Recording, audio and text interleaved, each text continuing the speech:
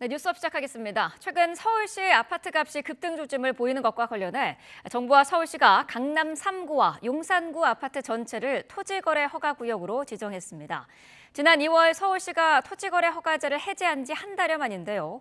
오세훈 서울시장은 부동산 문제로 심려를 끼쳐 송구하다고 밝혔습니다. 김연아 기자가 보도합니다. 토지거래 허가제가 한 달 반 만에 확대 부활했습니다. 정부는 거래량이 급증하고 갭 투자가 증가하는 등 이상 징후가 감지됐다면서 서울 강남과 송파는 물론 전에 빠졌던 서초와 용산까지 4개 지역에 대해 오는 24일부터 9월 30일까지 토지거래 허가구역으로 지정한다고 밝혔습니다. 4개구 아파트 2,200여 곳이 대상입니다. 이에 따라 앞으로 이들 지역에선 토지거래를 할 때 관할 구청장의 허가를 받아야 하고 실거주 목적의 토지거래가 금지됩니다. 지난달 12일 서울시가 이른바 잠삼대청 지역의 토지거래 허가제를 해제한 지 한 달여 만입니다. 강남을 중심으로 부동산 시장의 변동성이 커졌다는 지적을 겸허히 받아들입니다. 그러나 독점이나 투기 등으로 시장이 왜곡될 경우 정부의 개입이 필요합니다. 국토부와 서울시는 또 합동 점검반을 가동해 토어제 위반 및 이상 거래를 집중적으로 점검하고 주택가격 상승세가 심화하거나 다른 지역 확산 시 조정 대상 지역과 투기과열지구를 확대 지정하는 것도 적극 검토하기로 했습니다. 대출도 옥죄입니다. 전세자금 대출 보증 비율 하향 시기를 7월에서 5월로 앞당기고 수도권 가계대출 총량 모니터링 추가 및 대출 관리 강화, 주택 구입자금 출처 수시 조사와 부정 청약을 막기 위한 검증도 강화합니다.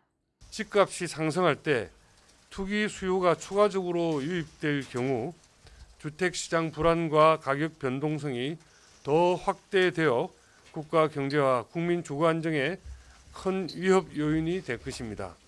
정부는 또 주택 공급 확대를 위해 재건축, 재개발 초기 사업비 융자를 지원하고 사업을 도울 법령 개정과 행정 지원, 수도권 공공택지 공급을 위한 후속 대책에도 속도를 내겠다고 밝혔습니다. YTN 김현아입니다.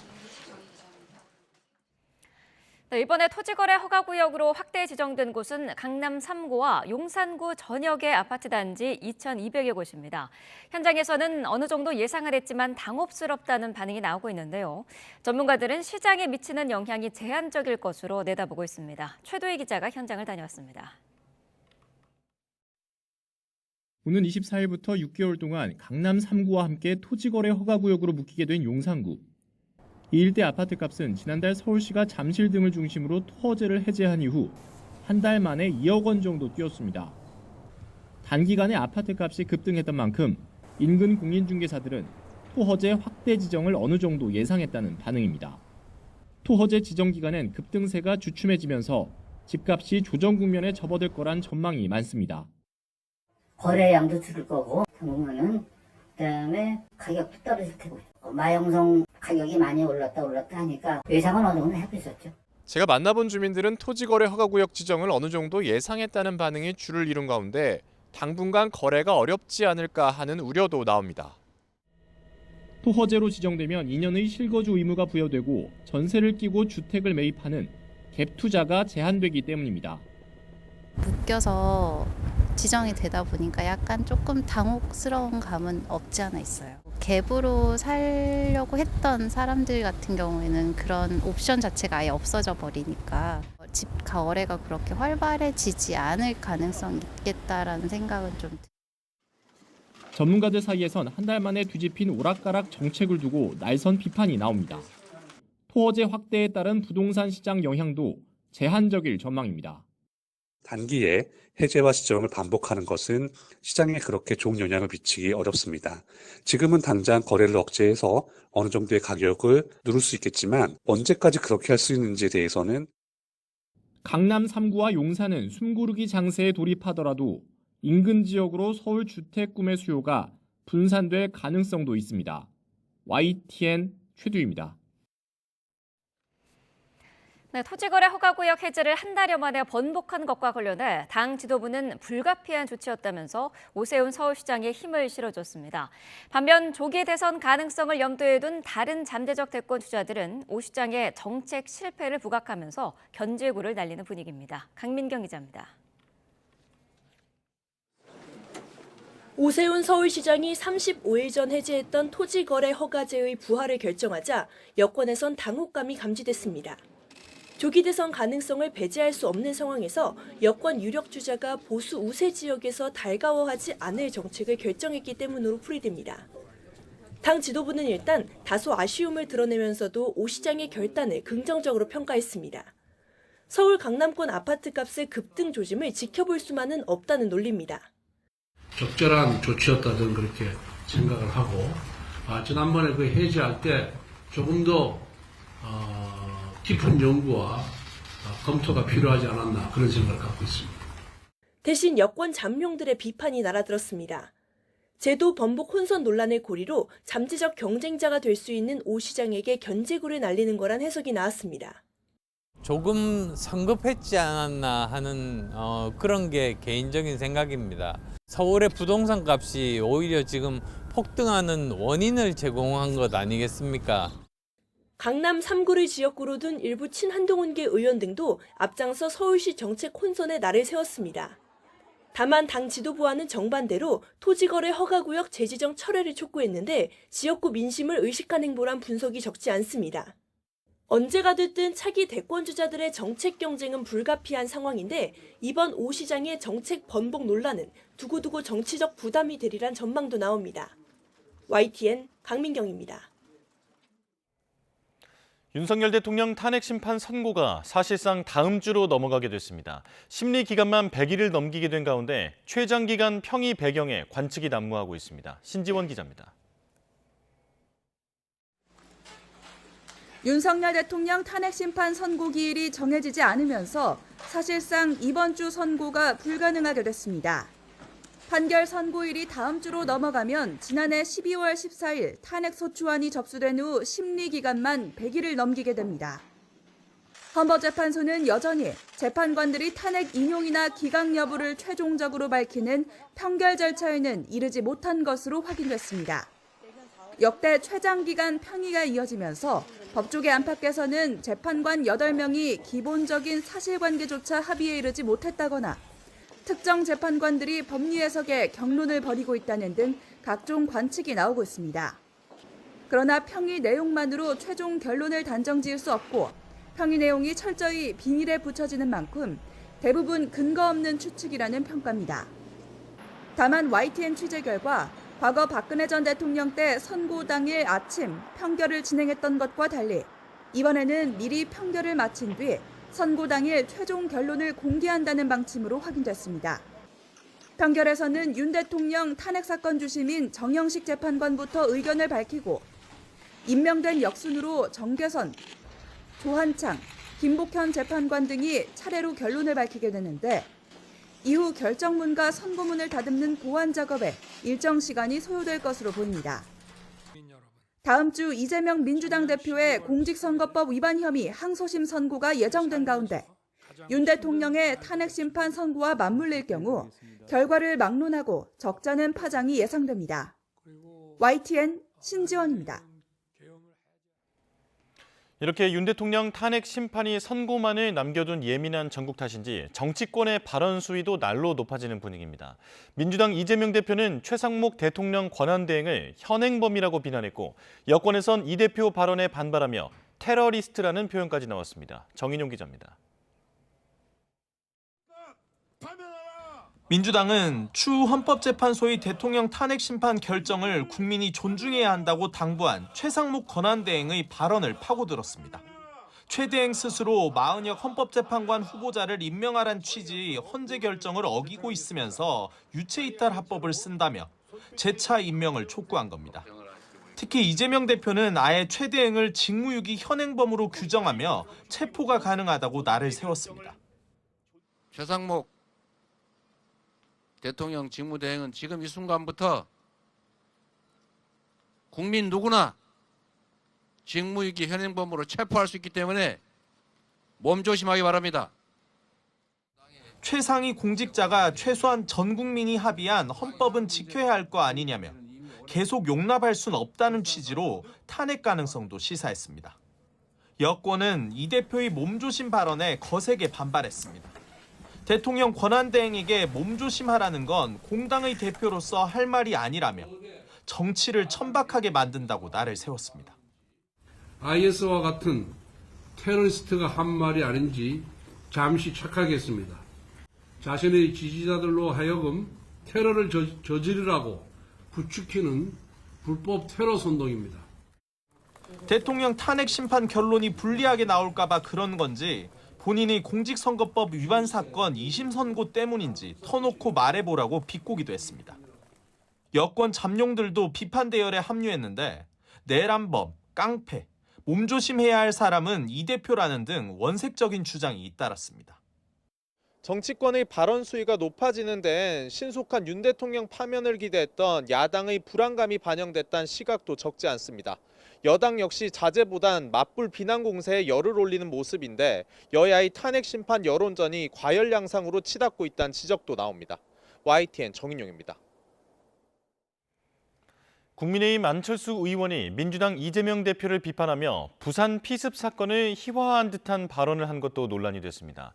당시 이 대표가 목을 긁힌 뒤 죽은 듯 누워 있었다고 표현한 건데 민주당은 살인 미수 피해자를 조롱했다며 거세게 반발했습니다. 김철희 기자가 보도합니다. 발단은 국민의힘 안철수 의원이 SNS에 올린 글이었습니다. 안 의원은 민주당 이재명 대표가 자신의 인공지능 AI 토론 제안은 묵살하고 석학인 유발 하라리와는 대담하기로 했다며 구차하다고 비난했습니다. 그러면서 정치 테러를 당했던 두 정치인, 트럼프 미국 대통령과 이 대표를 비교했는데 이때 사용한 표현이 논란이 됐습니다. 트럼프 대통령은 총을 맞고 피를 흘리면서도 싸우자고 외친 반면 이 대표는 부산에서 목을 긁힌 뒤 죽은 듯이 누워 있었다고 쓴 겁니다. 야당에선 즉각 살인미수 범죄 피해자를 조롱조로 묘사하는 게 정치인의 언어가 맞느냐는 반발이 터져 나왔습니다.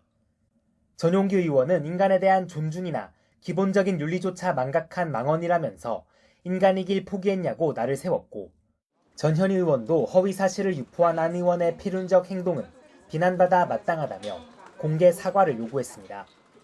최근 국민의힘 나경원 의원이 이 대표를 향한 테러 위협을 자작극 의혹이 짙은 구실로 깎아내렸는데 이를 두고도 전 의원은 여당 중진들은 유언비어 유포 전문이냐고 쏘아붙였습니다. 조기 대선 가능성에 여야 간 설전이 거칠어지는 모양새인데 양측 감정의 골이 깊어지면서 탄핵 정국 후유증을 우려하는 목소리가 적지 않습니다. YTN 김철입니다. 김건희 여사 주가 조작 의혹 등을 수사할 상설특검안과 마약 수사 외압 의혹 상설특검안이 더불어민주당 주도로 국회 법제사법위원회 전체 회의를 통과했습니다. 김 여사 상설특검안은 김 여사의 도이치모터스와 삼부토건 주가 조작 의혹과 명품 가방 수수 의혹, 서울 양평고속도로 노선 변경 의혹 등을 수사 대상으로 하고 있습니다. 마약 상설특검안은 말레이시아인 마약 조직원들이 인천공항을 통해 마약을 몰래 들여올 때 세관 직원들이 편의를 봐줬다는 의혹을 규명하는 내용입니다. 야당은 오늘 국회 본회의에 이들 특검안을 상정해 처리한다는 방침입니다. 내란 혐의로 재판에 넘겨진 조지호 경찰청장 등 경찰 수뇌부의 공판이 오늘부터 본격 시작됩니다. 조 청장이 이른바 체포조 의혹에 관해 직접 입장을 밝힐지 주목되는데요. 자세한 내용 취재기자 연결해 알아봅니다. 김다현 기자. 네, 서울중앙지방법원입니다. 네, 오늘 재판은 언제 시작합니까? 네, 서울중앙지법은 오늘 오전 10시 반부터 내란 혐의를 받는 조지호 경찰청장과 김봉식 전 서울경찰청장 등 경찰 수뇌부의 첫 공판을 진행합니다. 앞서 혈액암 투병을 이유로 보석 허가를 받은 조 청장도 오늘 재판에 직접 출석할 예정입니다. 기소 이후 직위 해제된 윤승영 전 경찰청 국가수사본부 수사기획조정관과 목현태 전 국회 경비대장의 첫 공판도 오늘 함께 진행될 예정인데요. 첫 재판인 만큼 이들은 변호인을 통해 혐의 인정 여부를 밝힐 걸로 보이는데 재판장 재량에 따라 피고인들에게 직접 발언 기회를 줄 가능성도 있습니다. 조 청장 등은 지난해 12월 3일 비상계엄 선포 당시 국회의 전면 통제를 위해 경력을 투입하고 주요 인사 체포 시도에 가담한 혐의를 받고 있습니다. 조 청장이 체포조 의혹과 국회 봉쇄 의혹에 대해 어떤 입장을 낼지도 관심이죠. 네, 조지호 경찰청장은 윤석열 대통령의 주요 인사 체포와 국회 봉쇄 지시 의혹을 밝힐 핵심 인물입니다. 특히 체포조 의혹과 국회 봉쇄 의혹은 윤 대통령의 탄핵 심판과도 밀접한 관계인 만큼 진술에 관심이 쏠렸습니다. 그러나 두 차례 부른 끝에 탄핵 심판 증인으로 나선 조 청장은 자신이 형사 재판을 받는 피고인 신분이라며 말을 아꼈습니다. 다만 윤 대통령 등이 국회 통제를 지시했다는 검찰 진술 자체에 대해선 부인하지 않았습니다. 앞서 조 청장은 지난달 6일 열린 형사재판 준비기일에서 대리인을 통해 경찰에 당연히 요구되는 치안 유지 활동을 했다며 내란에 가담하지 않았다고 주장했는데요. 오늘 법정에서 이보다 구체적인 입장을 낼지 관심입니다. 지금까지 서울중앙지법에서 YTN 김다연입니다. 네, 계속해서 정치권 상황 자세히 짚어보겠습니다. 이창근 국민의힘 하남을 당협위원장, 이동학 전 더불어민주당 최고위원과 함께하겠습니다. 어서 오십시오. 안녕하세요. 네. 자, 윤석열 대통령 탄핵 심판 선고일 통지가 어제도 안 됐습니다. 이번 주 선고는 사실상 이제 어렵다라고 봐야 될 것 같은데, 그렇다면 다음 주 26일에 이제 민주당 이재명 대표의 2심 선고가 재판이 있지 않습니까? 그 전에 할 것인가 후에 할 것인가도 관심인 것 같아요. 어떻게 보십니까? 우선 이재명 대표의 2심 선고가 26일입니다만 네. 윤석열 대통령의 재판도 24일 날 잡혀 있습니다. 네. 그날이 월요일입니다. 그 두 날짜가 다음 주에 굉장히 중요한 날짜인데 그 네. 물자를 감안한다면은 26일까지는 힘들지 않을까 그런 예측을 해볼 수가 있습니다. 그리고 통상 그 전에 이제 박근혜 전 대통령이나 노무현 전 대통령의 탄핵 선고와 관련해서도 예고를 했단 말이죠. 네. 그럼 예고를 하는 것까지 감안했을 때는 이달 안에 이루어진다면은 그래도 다음 주 금요일 정도가 되지 않을까 네. 이렇게 생각해 볼 수 있을 것입니다. 그런데 지금까지 탄핵이 되고 나서 그리고 변론이 종결되고 나서도 지금까지 거의 한 4주째 이제 접어들고 있지 않습니까? 네. 그래서 온갖 추측이 난무한데 현재에서의 절차적 정당성을 확보하기 위해서 평일을 끊임없이 지속하는 것은 맞습니다만 현재의 결정도 존중합니다만 이제는 이 국민적인 혼란을 갈등이 첨예하게 맞서고 있는 상황에서 이제는 마무리할 시점은 왔다 이렇게 보고 있고 그래서 이재명 대표의 2심 선고가 26일에 있는 만큼 현재도 그러한 균형을 고려는 할 겁니다. 그래서 그러한 균형까지 고려한다면은 이제 마무리는 다음 주에 적어도 돼야 될 필요성도 있다. 그렇게 네. 말씀드리겠습니다. 26일 이후로 전망을 하셨는데 어떤 의견이신가요? 저는 가능성은 내일도 남아 있다라고 생각합니다. 네. 왜냐하면 뭐 법에 이틀 전에 무조건 공지해야 된다 이런 건 없잖아요. 네. 그렇기 때문에 내일 가능성도 있다고 보고요. 그동안 헌법재판소에서는 부담이 좀 있었을 겁니다. 왜냐하면 굉장히 첨예하게 뭐 이렇게 이 지지세가 붙어 있는 상황이었기 때문에 뭔가 졸속 심의를 했다. 이러한 비판에서 좀 벗어나고 싶었을 겁니다. 네. 그래서 최종 결론 이후에 노무현 대통령의 경우는 11일이 걸렸고요. 박근혜 대통령의 경우는 14일이 걸렸죠. 그러니까 아마 그거보다 지금 훨씬 더 20일이 지금 넘어가고 있지 않습니까? 네. 그러면 이제는 졸속심의라는 말 자체가 나오기가 어려운 환경이 이미 마련된 겁니다. 그렇기 때문에 이 지점에서 헌재가 지금 정도에 내려도 되지 않을까 싶고요. 네. 그리고 지난주까지만 하더라도요. 집권 여당에서는 승복 메시지가 나오질 않았어요. 오히려 헌법재판소를 공격하고 부셔버리자 이런 얘기를 해도 그 의원의 징계나 이런 것들도 아예 신경도 안 쓰는 분위기였습니다. 그런데 이번 주 들어와가지고는 그래도 승복하는 메시지가 당 지도부로부터 나오기 때문에 일정 부분 헌재로서는 그런 정도의 부담은 좀 던 거 아니냐. 그렇기 때문에 지금 사실 조금 늦은 감이 좀 있는데 아마 여기서 더 가면 국론 분열이 굉장히 심각해질 겁니다. 네. 그렇기 때문에 헌법재판소에서는 저는 내일도 그 가능성이 있다라고 봅니다. 네, 민주당은 장외 여론전에 더욱더 힘을 쏟고 있는데요. 어제 이재명 대표가 광화문 현장 최고위에서 한 발언이 논란이 되고 있습니다. 최상목 권한대행이 마은혁 후보자를 임명하지 않은 것을 두고서 몸조심하라라는 표현을 썼어요. 어떻게 들으셨습니까? 굉장히 부적절한 발언이죠. 몸조심하라 그리고 언제든지 체포될 수 있다. 네. 이런 말은 오히려 이재명 대표가 야외에서 그 광장에서 오히려 지지층들한테 최상목 권한대행에 대해서 오히려 테러를 하고 네. 정말 체포를 하라는 그러한 지시와도 같은 그런 뉘앙스로 들립니다. 이재명 대표가 본인의 사법 리스크를 회피하려는 그러한 목적에서 지금까지 행동해온 것은 사실입니다. 그리고 그렇게 비춰진 것도 사실이고 그래서 헌재를 압박하는 형태는 본인의 사법 리스크를 회피하기 위해서 그렇게 할 수는 있다고 하지만 네. 최상목 권한대행은 지금 대통령 권한대행입니다.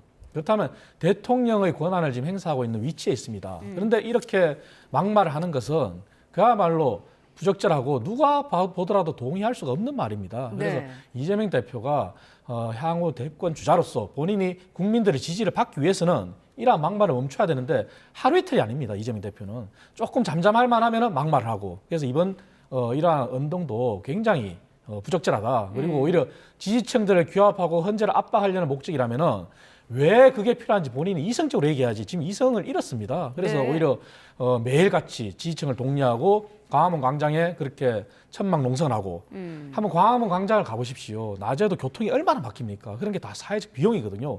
이러한 것들을 되돌아보지 않고 이렇게 막말을 쏟아내는 것은 오히려 지지층을 선동하고 대통령 권한 대행을 압박하는 거기 때문에 굉장히 부적절하다. 네. 그렇게 보고 있습니다. 여권에서는 테러리스트, 깡패 이런 단어까지 쓰면서 이제 이재명 대표를 비판을 했는데 민주당은 헌법 수호의 의지를 보여달라라는 의미였다. 이렇게 지금 얘기를 하고 있어요. 그런 거죠. 모든 국민이 헌법을 지켜야 됩니다. 그리고 가장 최전선에 있는 게 대통령 권한대행입니다. 본인이 헌법을 지키지 않는데 대한민국 국민 누가 헌법을 지켜야 되죠? 그래서 이건 너무나 중요한 원칙입니다. 민주주의의 존립 근거이기 때문에 그렇습니다. 그리고 최상목 이 대행의 경우는 본인이 30년간 공직을 하지 않았습니까? 공직을 어떤 걸 근거로 하죠? 법률을 근거로 합니다. 그 법률들은 대부분 다 헌법에서 비롯돼서 나오게 됩니다. 네. 그래서 그거를 근거로 해서 이 국가라고 하는 게 존속이 되는 거예요. 그런데 이거를 지금 지키지 않고 있는 부분에 대해서 국민들 역시도 굉장히 큰 공분을 갖고 있는 겁니다. 왜 우리한테만 지키라고 하지? 그리고 실체적인 위협으로 이게 작용이 되는데 제가 3일 전에 OECD에서 우리가 0.6% 잠재 성장률을 낮췄습니다. 그래서 2.1%에서 이제 1.5%로 낮아진 상태인데 네. 이것이 완전히 경제적으로는 국민들에게 굉장히 큰 부담으로 가중이 될 것이고요. 그다음에 미국에서 민간 국가 지정하지 않았습니까? 미국 에너지부에서 우리나라를 민간 국가로 아니 우리가 한미 동맹 국가인데 이런 부분들조차 대통령실이나 외교안보 쪽 라인에서 몰랐다는 거 아닙니까? 외교도 굉장히 큰 공백으로 지금 작용을 하고 있습니다. 네. 지금 최상목 경제부총리가 헌법을 지키지 않음으로 인해서 대외 신인도에도 굉장히 큰 문제를 일으킵니다. 우리나라가 민주국가 맞나요? 이렇게 생각을 할 수가 있어요. 그렇기 때문에 그 지점에 대해서 분명한 경고를 내려야 된다라는 어떤 생각에서 아마 이런 말씀을 하신 것 같은데 네. 저는 어찌됐건 사람의 말을 꼬투리를 잡아서 그렇게 하는 것이 아니라 실체적으로 헌법을 지켜야 될 게 아닙니까? 당연히 그 부분을 강조하기 위한 말이었다고 봅니다. 네, 민주당이 어제 심야 의원총회에서 그 최상목 대행 탄핵 추진 여부를 논의를 했는데 결론은 내리지 못했어요. 탄핵 이외에 다른 대응 방안에 대해서도 뭐 논의를 했다고 하는데 어떤 결론을 내릴 걸로 보시나요? 저는 고발 조치 같은 것들은 일단 우선적으로 해볼 수 있을 것 같고요. 네. 당연히 이제 뭐 정치야 말과 글로 싸우는 거기 때문에 계속해서 압박을 할 수밖에 없는 상황이죠. 저는 이것이 누적되면 누적될수록 최상목 경제부총리가 나중에 받아야 될 후과가 굉장히 크게 될 것이라고 봅니다. 그리고 저는 지금 최상목 경제부총리가 권한대행을 하면서 본인 스스로가 이 권한을 활용하고 있다고 생각하지 않습니다. 국무회의에서요, 이 어찌 보면 집단적인 위헌 상태를 만들고 있는 거거든요. 그리고 대통령이 이 대통령직을 수행하고 있지 못함에도 불구하고 대통령실에서는 여전히 대통령의 오더를 계속해서 전달하고 압박하는 역할들을 하고 있을 겁니다. 그래서 제가 섭정이라는 말을 썼는데 스스로의 의지로 지금 이걸 하고 있는 것이 아니에요. 이런 부분들이 굉장히 누적되면 누적될수록 저는 국민 공분은 굉장히 세고 나중에 이 고소고발 조치한 것에 대해서 본인 스스로가 굉장히 큰 후과를 보게 될 것이다라고 생각을 합니다. 네. 그래서 어찌됐건 집권 여당까지 포함해서 이것이 한 통속으로 지금 위헌 상황으로 몰고 가고 있는 것이기 때문에 이 점에 대한 경고를 계속해서 할 수밖에 없다 말씀드립니다. 최상목 대행이 국무회의에서 집단적인 위헌 행위를 하고 있다라는 표현을 하셨는데 어떤 의견이실까요? 그건 잘못된 거고요. 사실을 좀 바로잡아야 됩니다. 민주당이 최상목 권한대행을 고발한다는 것도 고발의 근거가 없습니다. 그리고 일전에 말씀드린 것처럼 민주당이 헌법재판관을 임명하는 데 대해서 기한의 요건을 자꾸 지적하는데 네. 그거는 법의 맹점입니다. 그렇다면 민주당이 이렇게 대외적으로 여론을 통해서 압박할 게 아니라 헌법재판소법의 법의 맹점을 빨리 개정하는 데 나서야 됩니다. 그래서 국회가 추천한 몫에 대해서 언제까지 임명하지 않는 데 대한 처벌 조항 이런 게 전혀 없습니다. 네. 그래서 위헌이다, 헌법을 어기고 있다, 법률을 어기고 있다는 것은 전혀 사실관계하고 다르고요. 네. 오히려 그러면 그 이전에 되돌아간다면은 정치권이 다 반성해야 됩니다. 오히려 헌법재판소에 명시된 거는 헌법재판관의 임기가 만료되기 전에 추천을 했어야 됩니다. 네. 하지만 그것을 여야가 모두 다 그 시한을 넘겼습니다. 그게 애초에 원인 제공이었고요. 그래서 최상목 권한대행이 헌법을 안 지키고 있다, 법률을 안 지키고 있다는 전혀 아닙니다. 그리고 임명에 대한 기한의 요건이 없기 때문에 심사숙고하는 것도 당연합니다. 네. 그리고 마흔역 재판관에 대해서는 법률적으로는 헌재에서 임명을 해야 된다고 했지만 아직까지 국민적 정서도 동의 안 되는 부분도 있습니다. 그래서 거기에 대한 심사숙고에 대한 부분이 정말 민주당이 마음에 안 들면은 지금이라도 법 개정이 나서면 됩니다. 나서서 언제까지 임명 안 할 때 소급 적용하면 됩니다. 그런 행위를 하는 게 우선이지 그걸 하지 않고 자꾸 위법이다, 위헌이다 하는데 절대 법을 어기는 일은 없고요. 네. 최상목 권한대행에 대한 고발의 요건이 법률적 요건이 전혀 없습니다. 그 부분을 말씀드리겠습니다. 네, 이재명 대표는 어제 저희가 화면을 보니까 그 암살 위협설에 방탄복을 입고 광화문에 갔더라고요. 어떻게 보셨습니까? 저는 물론 이재명 대표가 경찰의 신변 보호 조치를 했습니다. 네. 그리고 여야 대선 후보가 본인이 원하면은, 그리고 대선 후보가 아니더라도 주요 인사라고 하면은 경찰의 신변 보호 조치를 요청하면 경찰에서 하게 되어 있습니다. 네. 그렇다면 그 정도 조치를 했을 때는 경찰이 한두 명이 투입되는 게 아니라 20-30여 명이 투입됩니다. 그런데 방탄복을 입었다? 대한민국이 지금 총기가 자율화되어 있지 않는 국가입니다. 물론 그 가능성이 제로라고 말씀드릴 수는 없지만 그렇게 하는 것은 오히려 쇼맨십이 아닐까요? 그리고 경찰이 어제 언론에도 다 공개가 됐습니다. 이재명 대표가 차량에서 내릴 때 네. 가까이 근접 경호부터 해가지고 그러면 굉장히 경찰들의 경우가 철두철미합니다. 네. 그런데 방탄복을 입었다는 이 자체가 오히려 지지층을 선동하고 리스크를 더 고조시키고 네. 그래서 헌재를 더 압박하려는 그런 모습이거든요.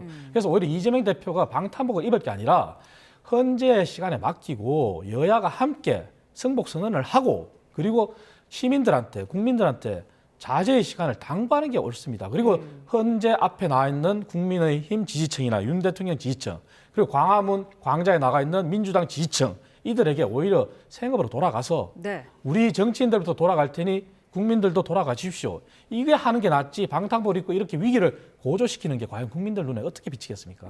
쇼맨십이다라고 평가를 하셨는데 민주당은 자작극 의혹을 제기했던 나경원 의원을 고발하기도 했어요. 나경원 의원이 너무 많이 나가신다 이런 말씀 드리고 싶은데요. 작년에 있었던 국민의힘 전당대회에서 한동훈 대표에게 국회 선진화법 위반으로 지금 그거 이제 조사 대상으로 올라가 있는데 그 부분에 청탁하셨잖아요. 그 부분 한동훈 대표가 폭로를 해버렸잖아요. 그러니까 6년째 지금 진행이 안 되고 있어요. 1심조차 진행이 안 되고 있습니다. 왜 누가 누구한테 지금 뭐라고 할 처지가 아니에요. 지금 법의 잣대가 너무 이상하다고 생각을 하고요. 나경원 의원의 한 얘기는 저는 극우 유튜버에서나 할 수 있는 얘기들이라고 보는데 어떻게 그거를 자작극이라고 얘기를 할 수 있겠습니까? 그리고 이재명 대표는 이 재작년에 이미 부산에서도 왠지 목에 칼 테러를 받지 않았습니까? 그리고 그 즈음에서 배현진 의원도 짱돌로 뒷머리를 맞지 않았습니까? 그러니까 이런 상황은 본인이 당해봤기 때문에요. 훨씬 더 실존하는 위협이라고 느낄 겁니다. 그리고 네. 실체적으로 그런 제보들도 들어오니 당연히 그 지점에 대해서는 걱정을 하고 그 부분에 대해서는 조치를 취하는 게 맞죠. 근데 그거를 무슨 자작극이라고 이야기를 하는 것 자체가 너무나 말이 안 된다라고 생각을 합니다. 네. 이런 식의 언사가 저는 여당 내부의 어떤 여러 가지 기류를 설명하는 것이라고 보는데 자극적인 말을 하면 할수록 본인 스스로의 어떤 정치인으로서의 입지 이런 것들을 좁게 만드는 것이 아닐까 싶습니다. 네, 어제 김건희 여사 상설특검법이 국회 법사위를 통과했습니다. 여야 입장 잠깐 듣고 오도록 하겠습니다. 22대 국회에 들어와서 시작할 때부터 지금까지 우리 법사위를 통해서 각종 특검법, 그리고 또 탄핵안들이 정말 난무하고 있습니다. 심지어 정말 국민들이 무슨 탄핵병에 걸렸느냐, 특검병이 걸렸느냐라고 이렇게 이런 비아냥대는 세간의 목소리가 나올 정도로 우리 사회가 정치 과잉 시대를 맞는 것 같습니다. 이 특검 내용을 하나하나 보면은 기승전 김건희예요. 윤석열 대통령은 김건희를 포토라인에 세우지 않기 위해서 명태균과 관련한 일들이 온 세상에 나올까 봐, 주가 조작에 관련한 일들이 온 세상에 나올까 봐 그래서 비상계엄을 선포한 거예요. 그래서 우리가 상설특검 만들었으니 이 상설특검 거부권을 날릴 수가 없어요. 특검을 임명하지 않으면 이에 대해서 직무유기, 직권남용 확실하게 법적 조치하겠다 이런 말씀드리고요. 네, 어제 국민의힘은 반발하면서 퇴장을 했었는데 오늘 본회의에서는 반대 입장을 당론으로 정할까요? 뭐 당내 다양한 의견이 있는 건 사실입니다. 네. 그래서 당론으로 정한다면 당론을 따라야 되겠지만 사실 우리 당이 과거부터 이렇게 회상을 해보면은 김건희 여사에 대한 리스크 때문에 당의 지지율이나 윤 대통령의 지지율이 안 오르는 것도 사실입니다. 네. 그리고 김건희 여사에 대한 문제를 깔끔하게 해결하지 못한 것도 사실이고요. 그래서 그 부분은 사실 인정해야 됩니다. 하지만 지금 시기에서 굉장히 정치적으로 민감한 이 탄핵의 전국에서 김건희 여사의 특검법을 반드시 통과시켜야 되겠다. 이것도 사실은 바람직하지 않습니다. 네. 그래서 검찰의 역할이 더 중요한 시기인데요. 그래서 검찰이 김건희 여사에 대한 문제를 깔끔하게 해결한다면 특검과 관련한 소모적인 논쟁을 하지 않아도 됩니다. 왜냐하면 말씀하신 것처럼 지금 경제가 힘들고 여야정이 함께 모여서 해야 될 일은 민생이거든요. 네. 근데 김건희 여사의 특검법 때문에 또다시 여야가 격돌하고 국회에서 충돌한다면 여야정 협의체는 또다시 뒤로 갈 겁니다. 그리고 가까스로 합의한 국민연금도 현재 본회의 언제 통과할지 장담을 못하는 상황이지 않습니까? 이러한 분들 놓고 봤을 때 김건희 여사 문제만큼은 당 내에서도 리스크가 크니 네. 당 내에서 당론을 정한다 하면 따라야 되겠지만 그 이전에 검찰에서 빠르게 해결해 주기를 저희들은 속히 바라고 있습니다. 네, 대통령 탄핵 심판에 대한 선고가 예상보다 늦어지니까 민주당이 마음이 급해지고 있다. 이런 지금 여당의 지적에 대해서는 어떤 입장이실까요? 글쎄요, 마음이 급해지는 것이 아니고요. 진작에 해결을 했었어야 되는 일인데 여전히 네. 지연이 되고 있는 겁니다. 그러니까 검찰이 이것을 김건희, 윤석열 두 부부 앞에만 가면 팔이 안으로 굽고 손바닥으로 하늘 가리는 짓들을 하고 있어요. 이 부분에 대해서 국민들이 야, 법 앞에 만인이 정말 평등한가? 이것에 대한 질문을 안 던질 수가 없습니다. 그리고 12월에 저희 내란 상설 특검 이미 국회에서 통과됐습니다. 이것은 거부권을 행사할 수가 없기 때문에 네. 최상목 대행이 바로 사실은 특검 추천을 해야 됩니다. 지금 이것도 안 한 지 지금 거의 3개월째 다 돼가요. 그러니까 이 부분도 아마 후과를 받으셔야 될 것이고요. 이번에 통과된 이 검찰이 그동안 덮어줬던 김건희 여사 건과 관련된 것이 굉장히 많습니다. 도이치모터스 주가 조작 문제부터 관저 이전할 때 그 비리 문제, 그다음에 이 삼부 토건 문제, 이게 우크라이나 주가 관련돼서 이걸 주가를 또 띄우는 작업들, 지금 100억대의 어떤 차익을 봤다고 하는 거 아닙니까? 네. 이 부분이 그러니까 국정에 김건희 여사가 들어간 부분하고 그다음에 뭐 이 선거 때 이 공천 개입했던 문제 이런 것들도 다 지금 엮여 있는 겁니다. 그런데 검찰이 이런 것들을 제대로 된 조사를 하질 않습니다. 그렇기 때문에 국민들이 이것이 도대체 왜 법이 이렇게 휘냐 이런 의문을 갖고 있는 것이고 저희는 이 부분에 대해서는 당연히 따져 물어야 되는 것이라고 봅니다. 만약에 이것을 집권 여당에서 또다시 다 퇴장하고 이것에 대해서 정확하게 협조하지 않을 경우에는 당연히 그 눈덩이는 시간이 지나면 지날수록 훨씬 더 세게 굴러갈 겁니다. 그럼 나중에는 진짜 이거는 막을 수 없는 상황이 될 것이기 때문에 네. 지금이라도 이것을 같이 합의 처리했으면 좋겠다라는 생각이고요. 최상목 경제부총리는 상설특검이 통과된 만큼 이거를 바로 특검을 추천하시기를 간곡히 좀 말씀드립니다. 최상목 대행을 향한 압박 효과를 노리는 것이다라는 분석도 있더라고요. 말씀하신 것처럼 이제 특검 후보 임명을 만약에 최상목 대행이 지연을 하면 이 경우에 야당이 직무유기다라면서 이제 탄핵을 다시 추진할 수 있는 거 아니냐 이런 지적이거든요. 만약에 최상목 권한대행도 윤석열 대통령과 한덕수 총리에 대한 탄핵의 선고가 나기 전에 또다시 탄핵을 한다면 아마 대한민국 경제는 정말 제2의 외환위기 상태로 가지 말라는 법이 없습니다. 굉장히 지금도 위태위태한 상황이고 대한민국 경제를 지탱하는 삼성전자조차도 굉장히 위험에 처해 있지 않습니까? 이런 상황에서 야당이 그런 선택을 할까? 저는 야당한테 바라건대 마지막 남은 애국심이라도 있을지 않을까 이렇게 생각을 합니다. 네. 그리고 물론 김건희 여사에 대한 리스크를 충분히 말씀드렸지만 상설 특검에 대해서는 거부권 없습니다. 그렇다고 해서 또 특검을 무조건 언제까지 임명해야 된다는 임명의 기한의 요건도 또 없습니다. 네. 그래서 이러한 부분들을 야당도 계속 주장할 게 아니라 그렇다면은 야당이 그간에 잘하는 것이 검찰을 압박하고 헌재를 압박하듯이 찾아가는 거 아니겠습니까?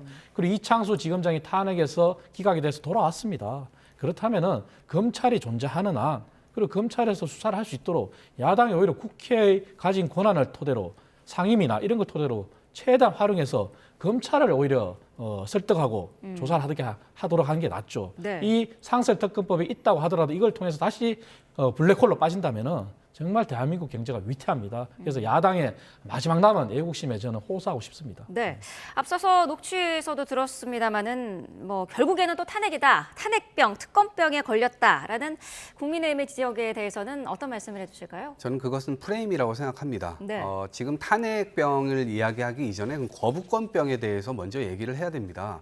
정치가 사라졌잖아요. 윤석열 대통령 들어오고 난 다음에 야당과 단 한 번 만났습니다. 그것도 총선을 대패했기 때문에 한 번 만났어요. 국회 개원식엔 오지도 않았습니다. 예산안 설명하는 거 대통령이 늘 왔습니다. 늘 와서 설명했어요. 그런데 그것도 오지 않았습니다. 왜 안 왔냐고 하니까 지금 탄핵 이 심판 와중에 박수도 안 쳐주고 환호도 안 해주니까 안 왔다. 이런 얘기들을 막 합니다. 그렇기 때문에 정치가 사라졌고 이것이 완전히 민주주의가 형해화됐고 그러다 보니까 결국 계엄까지 와서 완전히 군사 독재 이 국가로 돌아갈 뻔한 겁니다. 이 지점에서 여당이 스스로 도대체 어떤 책임을 국정에 지고 있는지에 대해서 좀 돌아볼 필요가 있고 야당 비판 이전에 민주당이 사실상 비판을 했지만 그 비판이 여당이 우리 말을 들었다고 한다면 지금 이 시국까지 오지 않았습니다. 국민 불행을 제발 같이 막아보자라고 하는 취지인 것이지 더군다나 공직자가 이렇게 헌법 어기고 법률안이 통과돼도 국회법을 무시하고 계속해서 거부권만 하고 이런 데 있어서 저희가 어떻게 더 이상 합니까? 그리고 검찰은 검찰 권력이 오히려 그냥 김건희, 윤석열 부분은 완전히 검찰 권력을 활용해가지고 오히려 무마를 시켜주는 그런 상황에 처해 있기 때문에 국민들 역시 이 부분에 대해서는 대단히 잘못됐다 보고 있을 겁니다. 그러니까 네. 저희들이 할 수 있는 일들을 어쩔 수 없이 계속해서 하고 있다 말씀드립니다. 네. 자, 두 분 말씀 여기까지 듣겠습니다. 이창근 국민의힘 하나물 당협위원장, 이동학 전 더불어민주당 최고위원과 함께했습니다. 고맙습니다. 고맙습니다.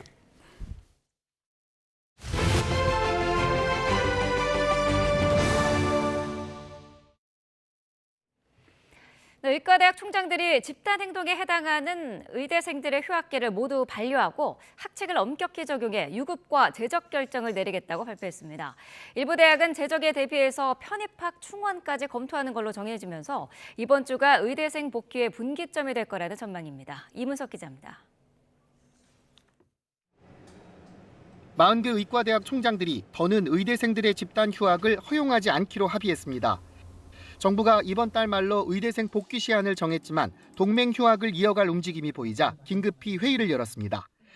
여기서 총장들은 병역이나 장애로 인한 요양, 임신, 출산, 육아 사유에 해당하지 않는 휴학계를 즉시 반려하기로 했습니다. 그런데도 의대생이 돌아오지 않으면 다른 과 학생들과 마찬가지로 학칙을 엄격히 적용할 방침입니다. 대학별 규정에 따라 이제 유급, 재적 같은 실질적인 조치를 내리겠다는 겁니다. 일부 대학은 의대생 다수가 재적될 가능성에 대비해 편입학 충원도 검토하는 거로 전해졌습니다. 다만 이번 총장회의에서 편입학 사안은 논의 대상이 아니었습니다. 교육부 관계자 역시 대학들이 원래 결혼이 생기면 편입학으로 학생을 충원해온 것은 맞지만 정부가 이를 별도로 언급할 사항은 아니라고 선을 그었습니다. 의대생들은 개별 대학 학생회를 주축으로 대응 방안을 논의 중인 거로 전해졌습니다.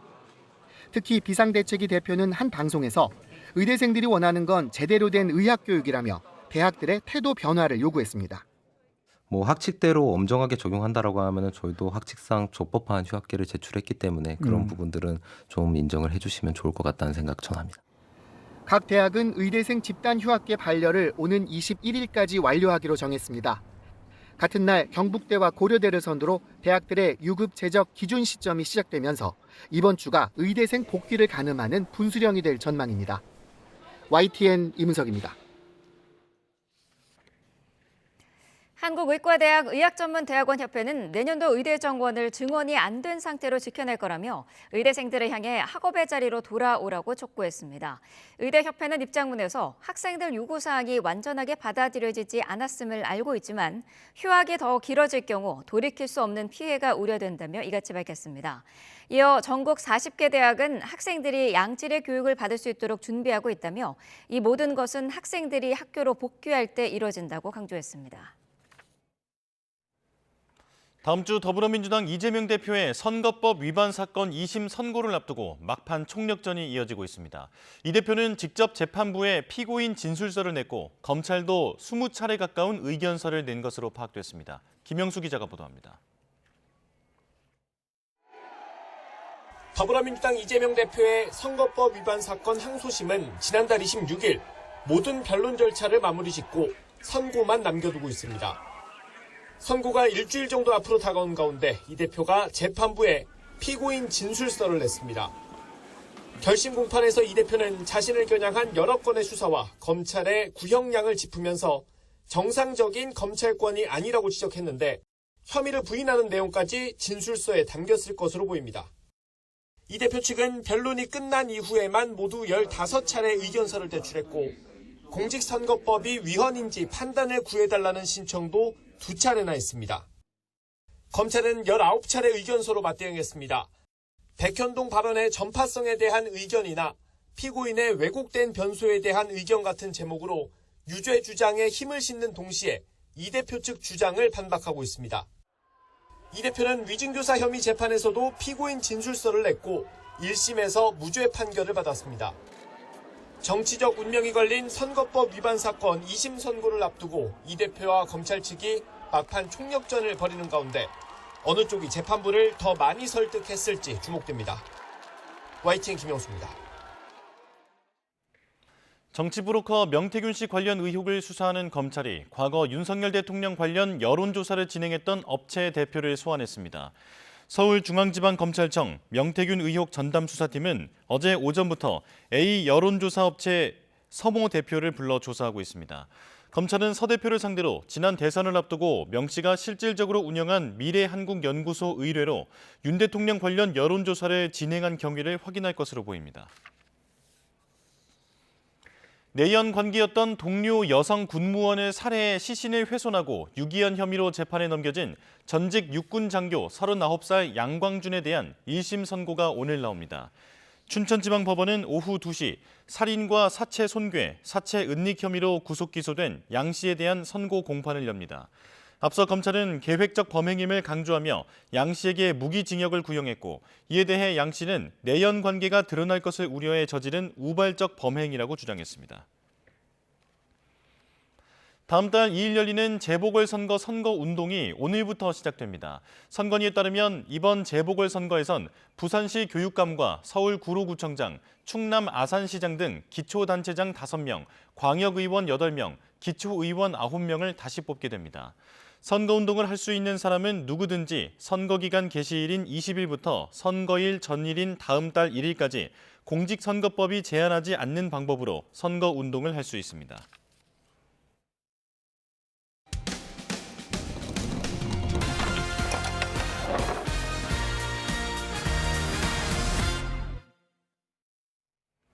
프로야구 개막을 앞두고 입장권 구하기 열풍이 불고 있습니다. 그러다 보니 표를 구하지 못한 팬심을 울리는 중고거래 사기 역시 최근 기승을 부려 주의하셔야겠습니다. 홍성욱 기자가 단독 취재했습니다. 겨우내 시즌을 기다린 야구 팬이라면 개막전은 놓칠 수 없는 기회. 하지만 입장권 구하기는 하늘의 별따기입니다. 중고거래 카페에 올라온 개막전 입장권 판매글. 판매자에게 구매 의사를 밝히면 카카오톡 오픈 채팅방으로 초대합니다. 원하는 경기에 좌석을 요구하면 곧바로 잔여 좌석이 있다고 답이 옵니다. 거짓 예매한 화면을 함께 보내 믿게 하고 빨리 입금하지 않으면 다른 사람에게 넘기겠다고 재촉합니다. 야구 티켓만 전문으로 파는 그런 채팅방인 것처럼 꾸며놨고 거기서 이제 고객님 거리면서 이제 본인들이 확보한 좌석을 보내주고 증거 인증해달라고 이제 요청을 하면 그 예매 화면 같은 거를 보내주는데 사기 조직의 판매 계좌를 금융방지 서비스 더치트에 검색해봤습니다. 농협과 카카오톡 계좌 모두 사기 거래 전력이 나옵니다. 누적 피해액은 각각 300여만 원으로 티켓과 전자기기 등 각종 중고거래 사기에 이용됐습니다. 피해자가 곧바로 신고했지만 이미 10건 넘는 피해가 발생한 뒤였습니다. 그 뒤로 이제 제가 중고나라 글도 다 신고하고 이러니까 표를 샀던 사람들이 뭔가 이상하다 싶었대요. 더치트 통해서 저한테 연락이 오더라고요. 글이 다 없어져서 더치트 가보니까 신고 내역이 있어서 다들 막 지금 한 10건 넘게 계속 올라오더라고요. 프로야구 경기뿐 아니라 유명 가수 콘서트부터 전자기기, 심지어 중고차까지 이들의 사기 범위는 점점 넓어지고 수법도 더 치밀해지고 있습니다. 경찰에 신고해도 전국 각지에 흩어진 피해를 취합하는 데만 여러 날이 걸리고 사기 조직 총책이 해외에 있는 경우 수사는 난항을 겪을 수밖에 없습니다. 그렇죠. 바로 인적사항이 확인되는 게 아니기 때문에 사건 이송도 뭐 이게 저 직접 갖다 주는 것도 아니고 해서 시간은 조금 걸릴 겁니다. 하루 평균 발생하는 중고거래 사이트 사기 판매는 줄잡아 약 800여 건. 대책은 굼뜨고 범죄는 갈수록 진화하면서 피해는 오늘도 반복되고 있습니다. YTN 홍석입니다. 네, 미국 국무부가 한국이 민감 국가로 지정되는 것과는 무관하게 한미 간 과학 분야 협력이 계속 이어지길 바란다는 뜻을 밝혔습니다. 하지만 정작 한국을 민감 국가 명단에 올린 미 에너지부는 지정 이유에 대해서 입을 열지 않고 있습니다. 워싱턴 권중기 특파원입니다. 미국 외교정책을 총괄하는 국무부의 브리핑에서 한국을 민감국가로 지정한 이유가 뭔지 질문이 나왔습니다. 대변인은 민감국가 지정은 국무부 소관이 아니라며 답을 피했습니다. I have to refer you to the Department of Energy. All right? So that's the Department of Energy designation. 다만 미국은 과학 분야 협력에서 한국과 긴밀한 관계를 매우 중시하고 있다고 강조했습니다. 한국의 민감국가 지정에도 불구하고 한미 간 과학 협력이 이어지길 바란다는 뜻을 밝힌 겁니다.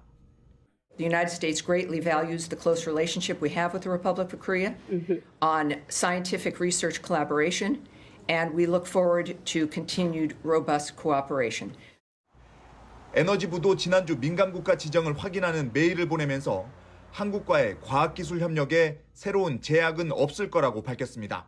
조셉 윤 주한 미국 대사 대리는 인공지능과 생명과학 등의 협력에는 영향을 미치지 않을 거라며 민감국가 지정으로 큰 차질이 없을 거라고 설명했습니다.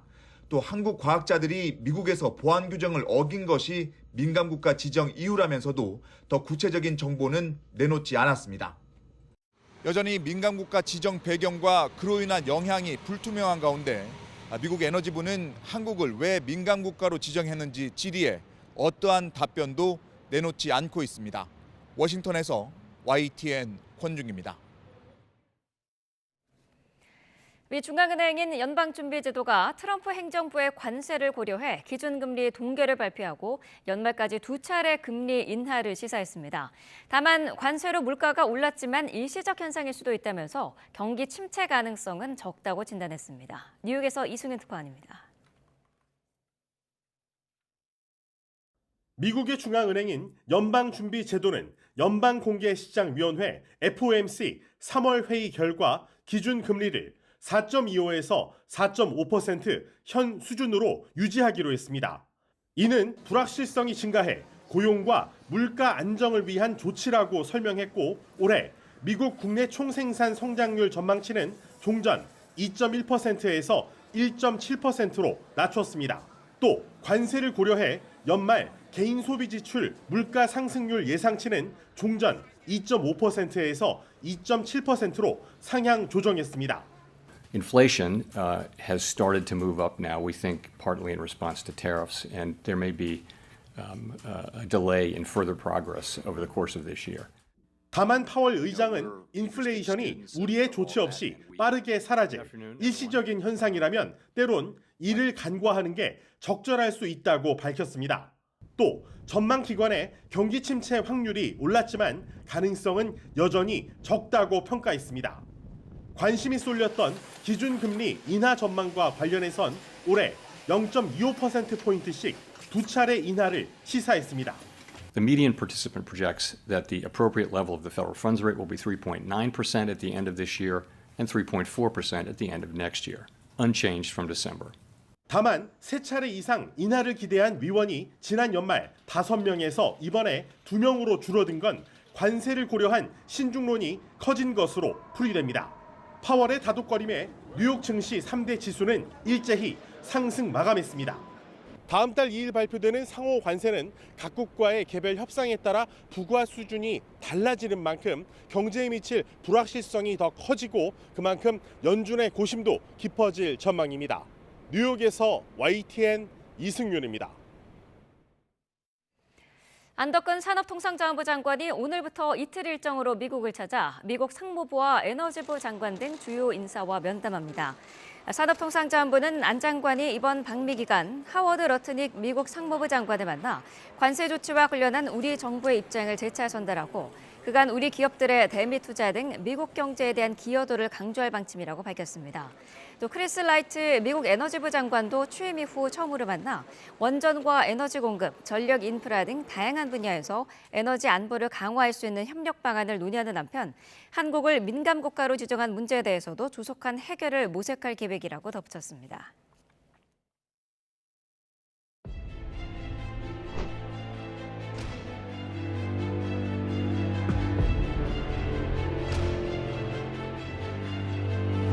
서울시는 주민의 생활 불편 해소 차원에서 과감히 규제를 추진하고자 합니다.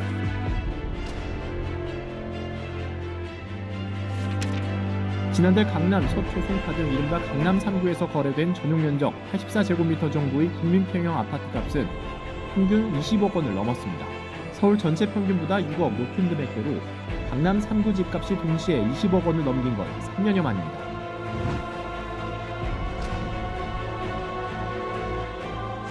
지난 2월 12일 토지거래 허가구역 해제 이후 강남을 중심으로 부동산 시장의 변동성이 커졌다는 지적을 겸허히 받아들입니다. 이로 인해서 심려를 끼쳐드린 점 시민 여러분들께 송구스럽게 생각합니다.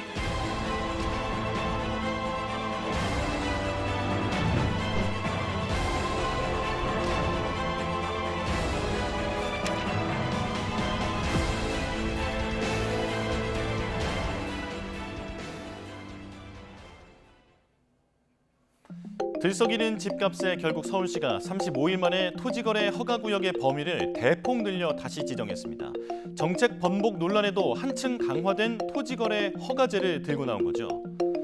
토지거래 허가제는 원래 일정 규모 이상의 주택, 상가, 토지 등을 거래할 때 관할 지자체장의 허가를 받도록 한 제도입니다.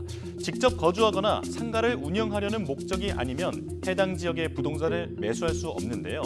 애초 땅 투기 바람을 잠재우려는 목적이 컸는데 거래 수요가 아파트로 옮겨가자 아파트 거래를 막는 제도로 활용되어 왔습니다. 실제 주요 기능 중 하나는 갭 투자 방지입니다. 집값 상승을 기대하고 세입자의 전세금을 활용해 적은 돈으로 집을 사는 갭 투자는 집값 상승의 주범으로 지목되어 왔죠.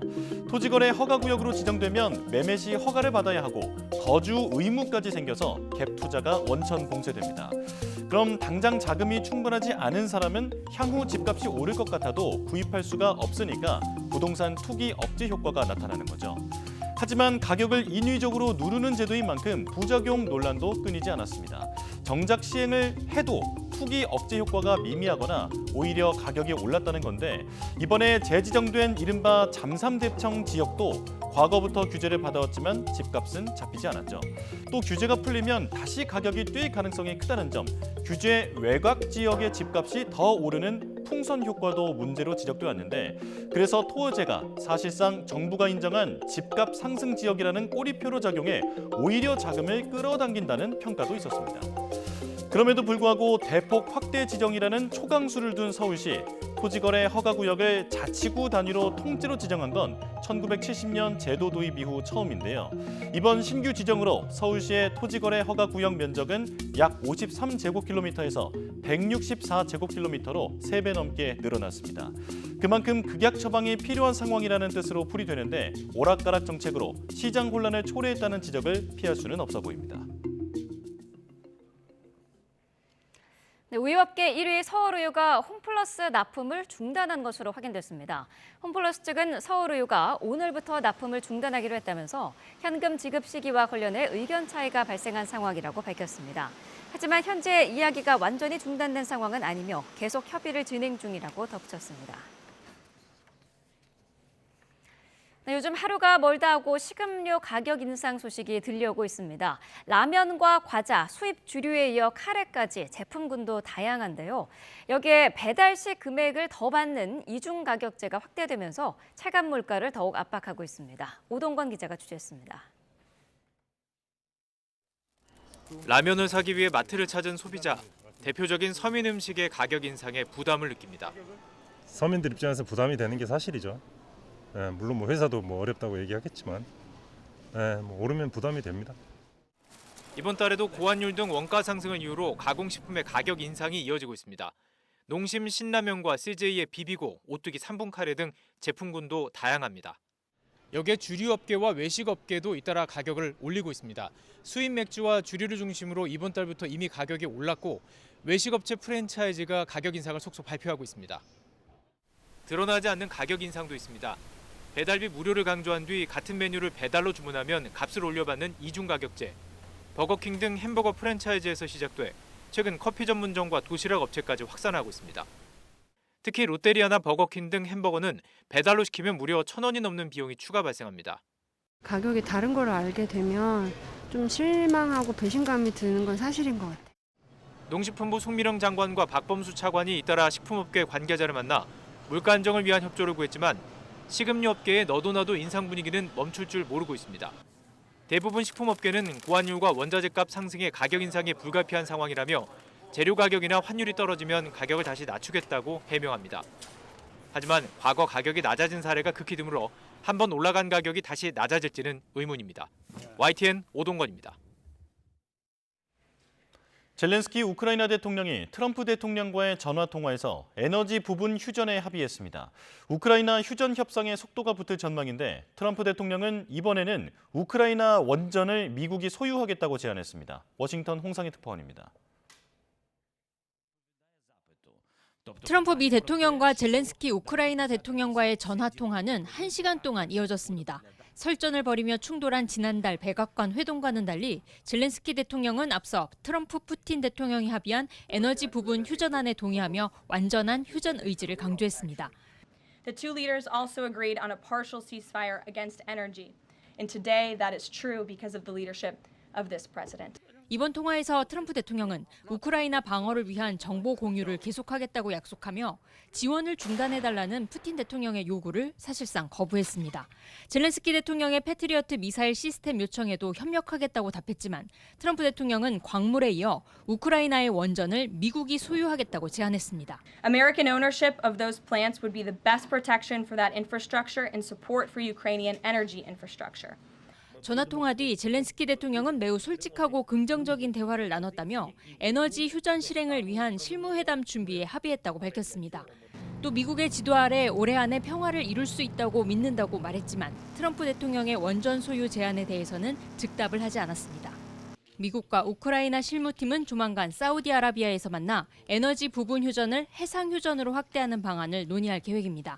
에너지 부분 휴전에 러시아와 우크라이나가 모두 동의하면서 트럼프 대통령이 주도하는 3국이 모두 참여하는 종전 협상에도 속도가 붙을 것으로 보입니다. 워싱턴에서 YTN 홍상입니다. 트럼프 대통령과 푸틴 대통령이 부분 휴전에 합의했지만 러시아와 우크라이나는 서로 인프라 시설이 공격받았다며 공방을 벌였습니다. 러시아는 쿠르스크에서 우크라이나군 격파 작전을 거의 완료했다며 더 기세등등한 모습을 보이고 있습니다. 런던 조수연 특파원입니다. 러시아와 우크라이나가 각각 175명의 전쟁 포로를 교환했습니다. 미러 정상이 우크라이나 전쟁에 대해 30일간 부분 휴전을 합의한 지 하루 만입니다. 하지만 휴전은 시작부터 위태로운 상황입니다.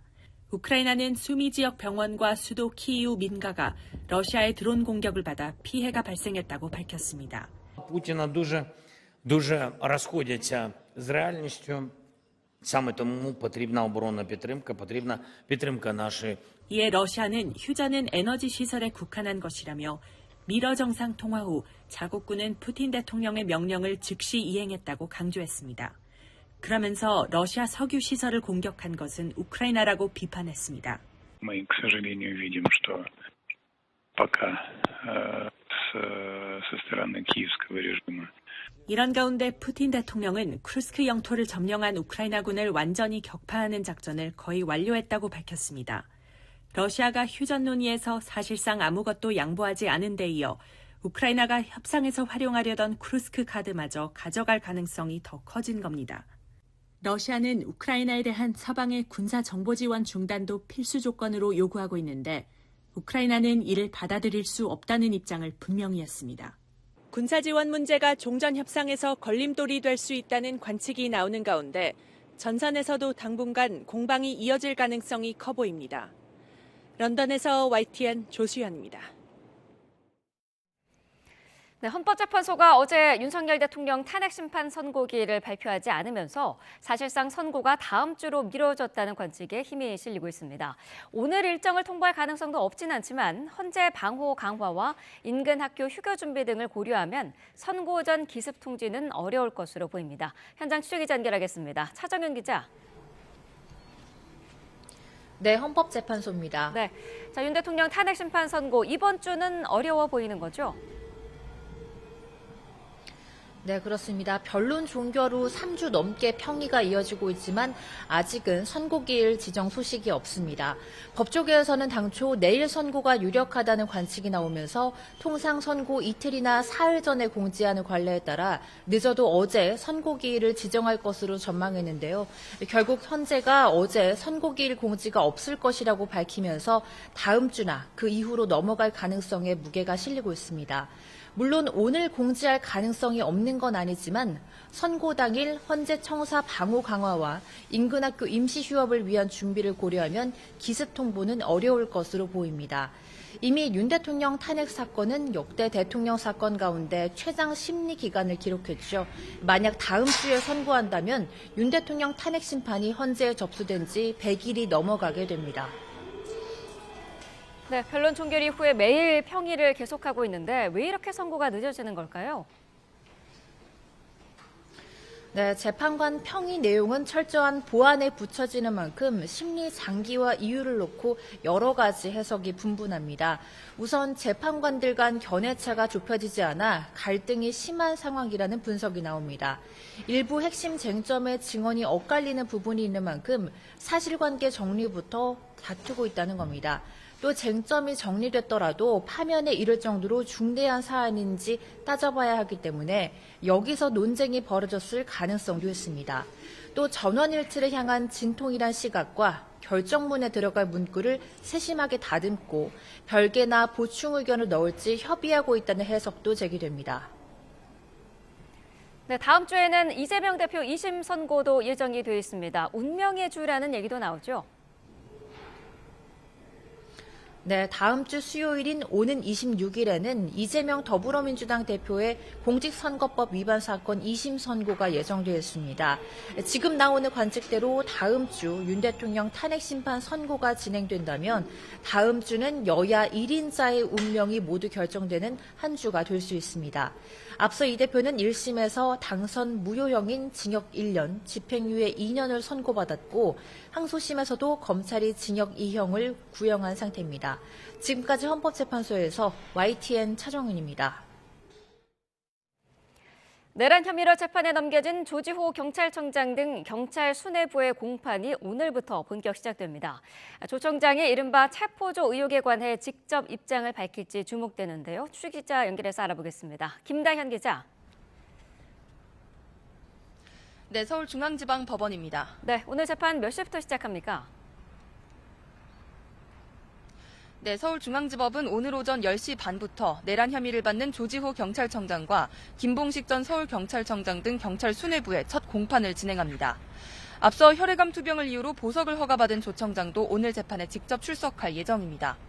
기소 이후 직위 해제된 윤승영 전 경찰청 국가수사본부 수사기획조정관과 목현태 전 국회 경비대장의 첫 공판도 오늘 함께 진행될 예정인데요. 첫 재판인 만큼 이들은 변호인을 통해 혐의 인정 여부를 밝힐 것으로 보이는데 재판장 재량에 따라 피고인들에게 직접 발언 기회를 줄 가능성도 있습니다.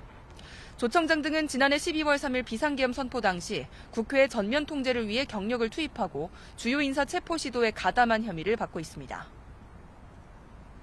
네, 조 청장이 체포조 의혹과 국회 봉쇄 의혹에 대해서 어떤 입장을 낼지도 관심이죠.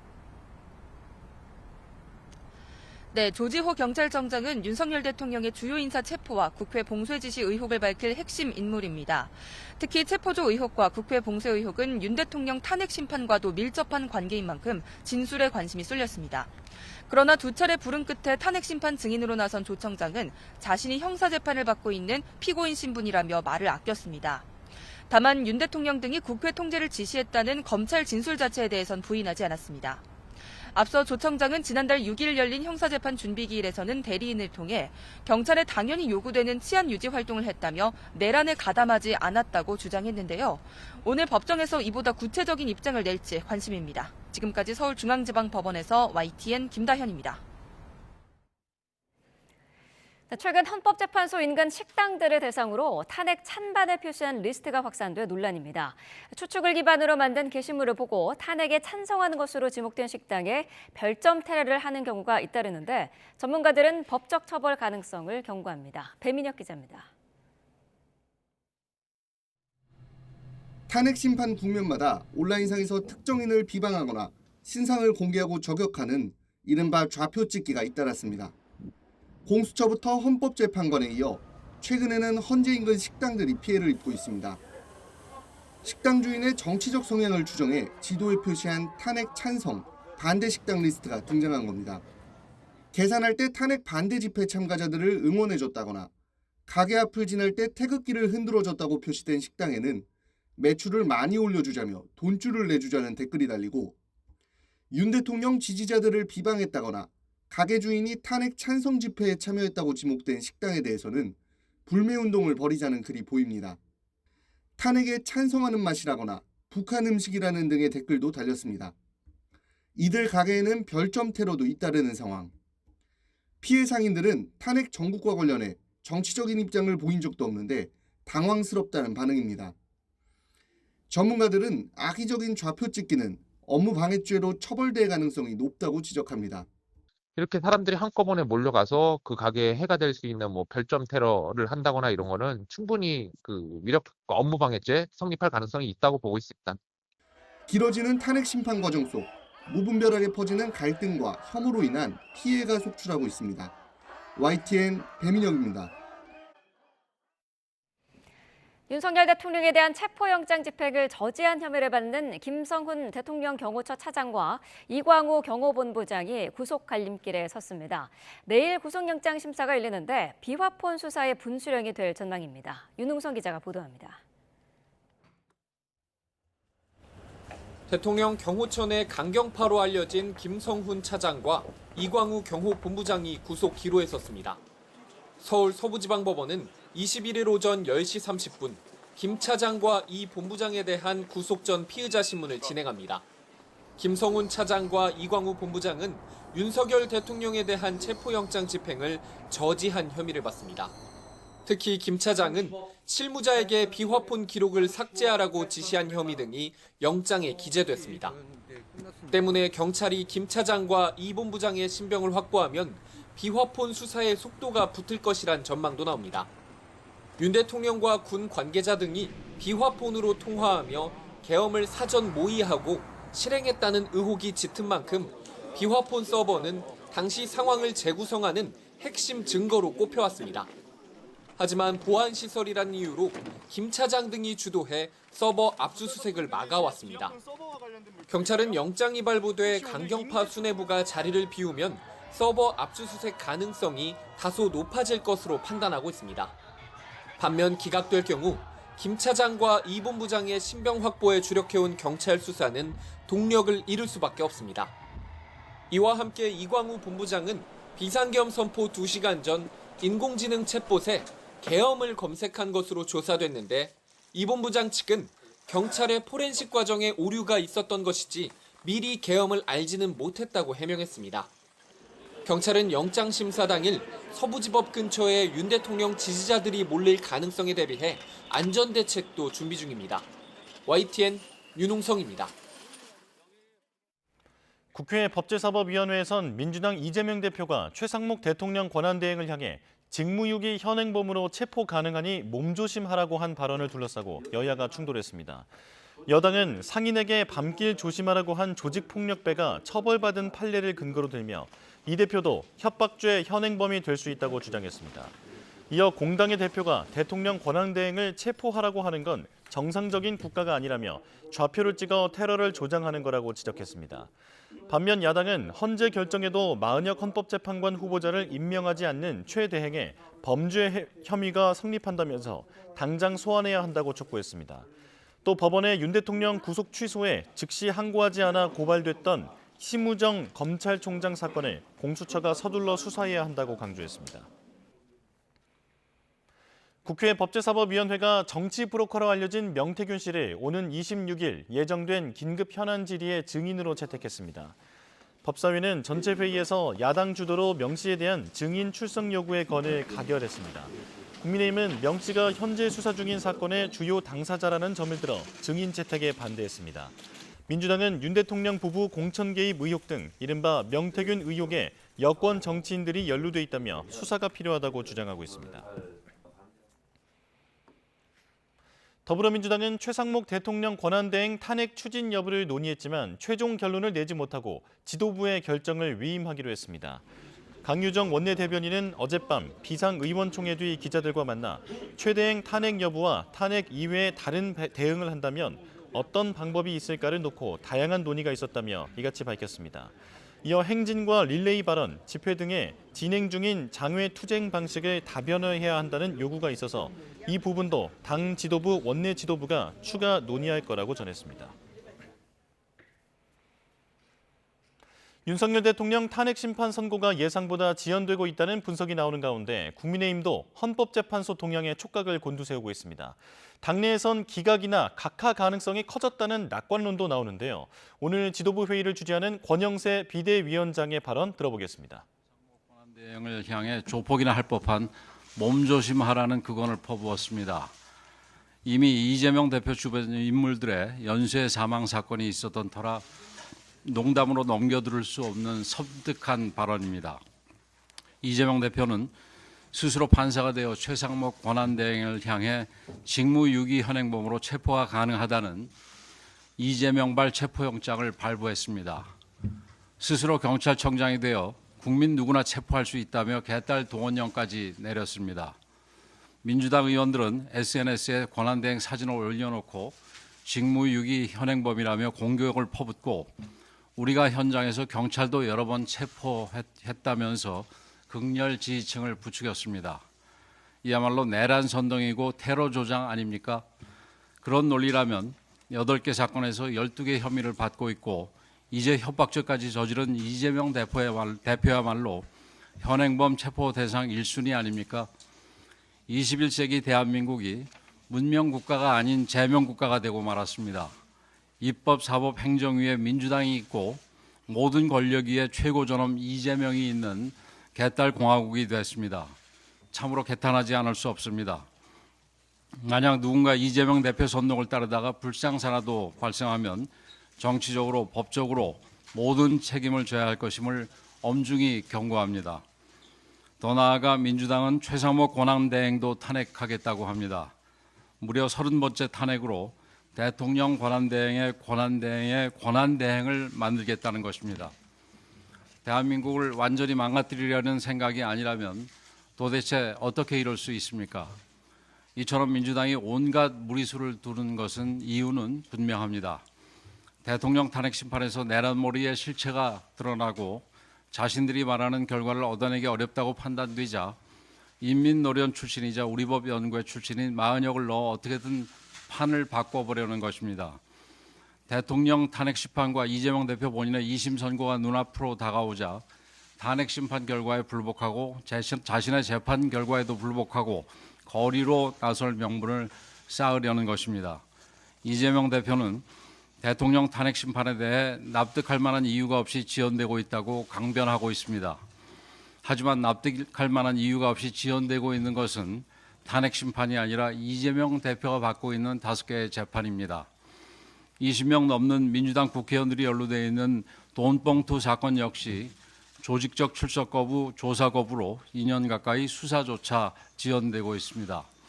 이런 사람들이 버젓이 줄탄핵에 앞장서고 대통령까지 탄핵한 것입니다. 대한민국 법치를 파괴하고 헌정을 유린하는 세력이 누구인지 우리 국민들이 똑똑히 보고 계십니다.